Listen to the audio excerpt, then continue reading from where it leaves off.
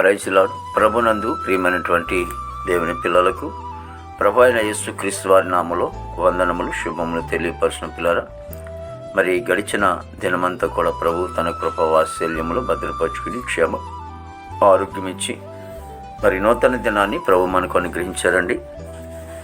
మరి 2024వ సంవత్సరము మరి 11వ నెల మరి 27వ దినాన్ని ప్రభు మనకు అనుగ్రహించి మరి ఈరోజు దేవుడిచ్చినటువంటి వాక్యము, నాకును నీకును మధ్య నా నిబంధనను నియమించి నిన్ను అత్యధికముగా అభివృద్ధి పొందించేదనని అతనితో చెప్పాను.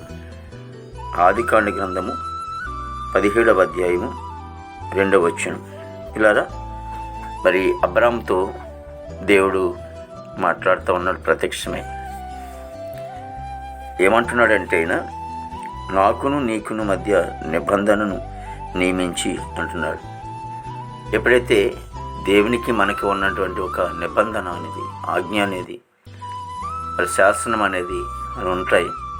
కాబట్టి ఎప్పుడైతే దేవునికి మనకి మధ్యను నియమించినటువంటి వాటిని మనం ఎప్పుడైతే ముందుకు నడుస్తూ లేకపోతే ఆయన ఇచ్చినటువంటి మాటలకు మనం లోబడుతూ ఉంటున్నామో, దేవుడు అంటాడు అబ్రాహాముతో, మరి అత్యధికముగా అభివృద్ధి పొందిదని చెప్తా ఉన్నాడు.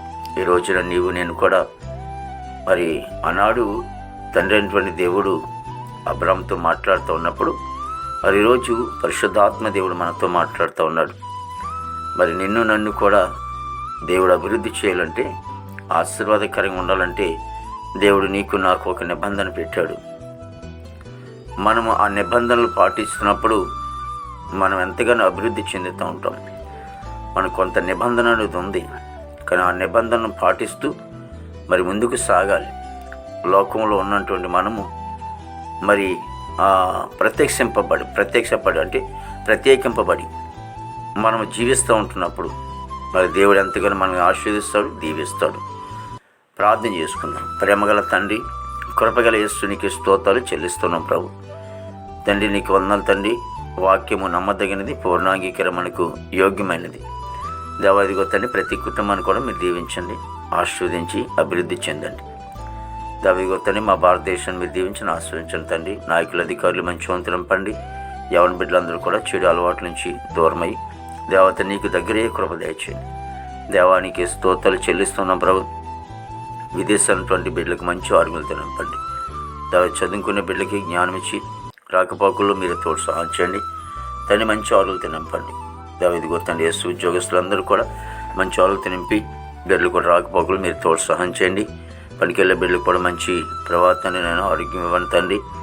దేవానికి స్తోత్రాలు చెల్లిస్తున్నాం ప్రభు.